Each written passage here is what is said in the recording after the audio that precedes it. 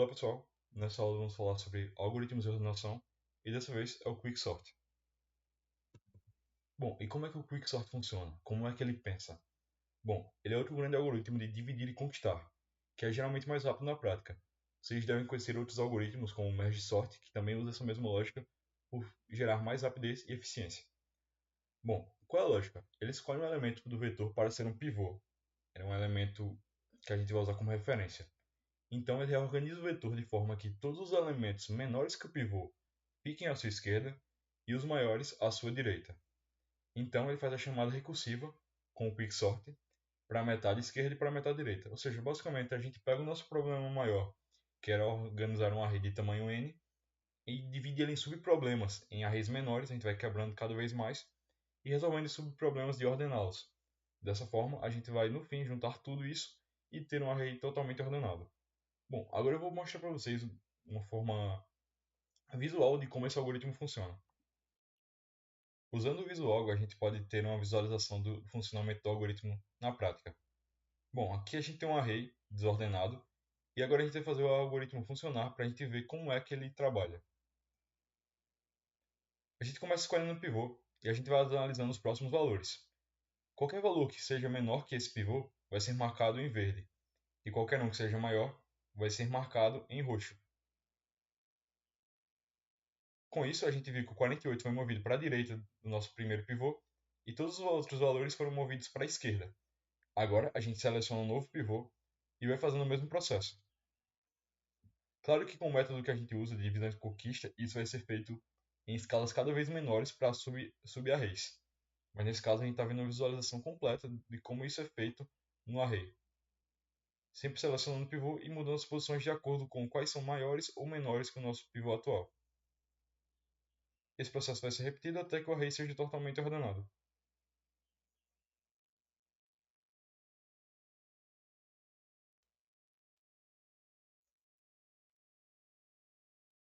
Bom, agora vamos partir para o VS Code, montar o algoritmo e ver como é que ele funciona em C. A gente começa com a estrutura básica aqui na main só para inicializar o nosso algoritmo, criando um array desordenado, coletando o tamanho desse array. A gente vai fazer um print do array original para a gente ver como é que ele estava, chamar a função do quicksort para ordenar esse array e por fim printar o array ordenado. Bom, a gente começa chamando a função do quicksort passando o nosso array, a posição inicial e a última posição dele, o último valor. Então vamos começar montando a função do quicksort. É um void quicksort e ele recebe o nosso array de inteiros, o menor valor dele e o maior. Quando a gente passa inicialmente, ele não é necessariamente o menor e o maior valor, mas isso vai fazer um pouco mais de sentido mais para frente conforme a gente for ordenando.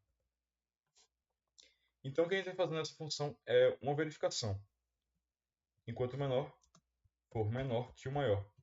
Isso serve para verificar se a gente tem pelo menos mais do que um elemento no array.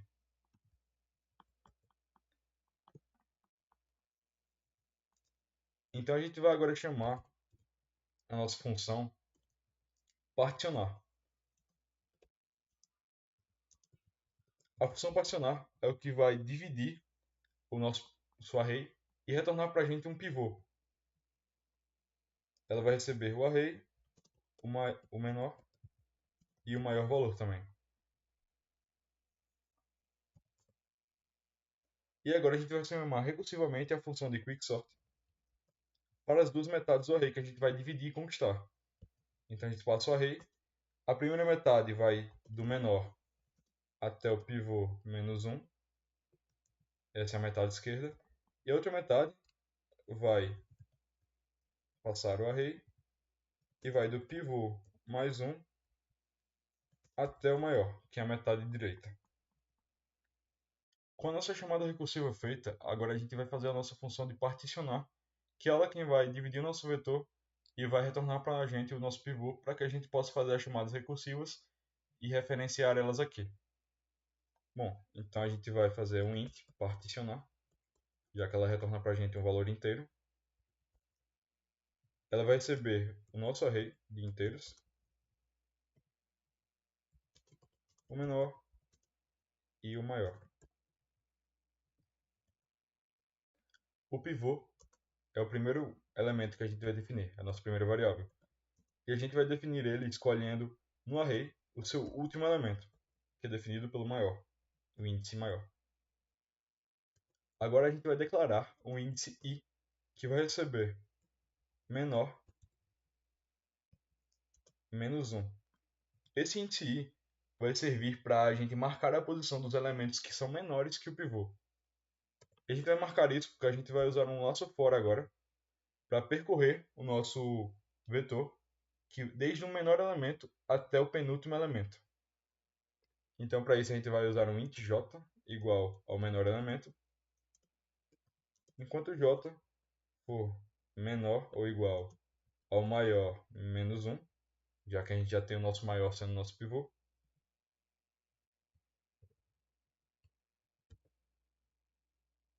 Dentro do laço for, a gente vai fazer uma verificação. Se o valor atual que a gente está iterando for menor que o pivô, a gente vai fazer uma troca. A gente começa incrementando a posição do i para o próximo dos menores valores. Agora a gente vai chamar uma função auxiliar chamada trocar, que ela vai fazer semelhante ao move sort e trocar o elemento que está em i pelo elemento que está em j.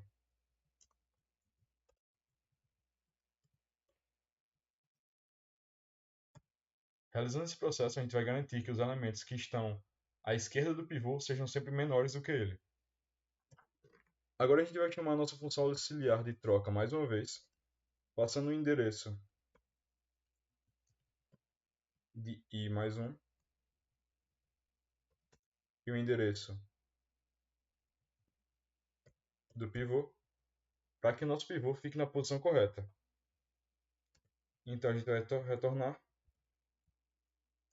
i mais 1, que é a posição final do pivô.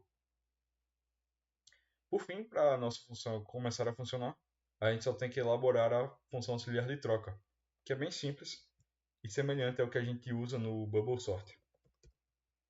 Só que nesse caso com ponteiros.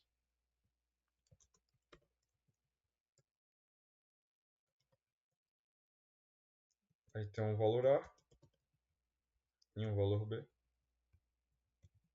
A gente vai criar uma variável temporária que vai receber o endereço de A. Então A recebe B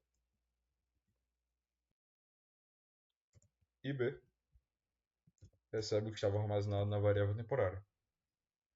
Bom, com isso, o nosso algoritmo já está funcional. A gente já está realizando o processo de divisão e conquista e ordenando pouco a pouco cada subvetor do nosso array. E a gente pode agora testar para ver se ele realmente está funcionando, se vai ordenar esse array aqui. Vamos rodar o nosso código. E como vocês podem ver, o nosso array que estava desordenado, e é 10, 7, 8, 9, 1 e 5, agora está ordenado de 1, 5, 7, 8, 9, 10, provando a funcionalidade e a eficiência desse algoritmo. Bom, agora falando um pouco sobre a complexidade do algoritmo, em questão de tempo ele é O de n log de n no melhor e no médio caso, ou seja, isso é basicamente quando o nosso pivô que a gente escolhe divide o vetor em duas metades de tamanhos semelhantes, e O de n quadrado no pior caso, que é quando o pivô é sempre o maior ou o menor elemento, porque nesse caso a gente vai ter uma das metades, seja a esquerda ou a direita, com todos os elementos e a outra metade sem nenhum deles. Em questão de espaço, ele é O de log de n na média, devido a pilhas chamadas recursivas. Ele não é estável, pois a ordem relativa dos elementos iguais pode ser alterada durante o processo de ordenação. Ele é muito eficiente, é um dos algoritmos mais usados, principalmente em C. E tanto é que no algoritmo sort da linguagem C++, o algoritmo que é usado para essa função é o quicksort. Ele é um algoritmo adaptativo, o que ele é mais eficiente quando o vetor já está parcialmente ordenado. Bom, com isso a gente conseguiu ter uma visualização geral do código, desde a sua ideia, como ele é formado, desde o seu funcionamento de maneira visual, o seu funcionamento em código e agora um pouco da sua complexidade. E com isso a gente finaliza a nossa aula. Obrigado a todos pela atenção e até a próxima.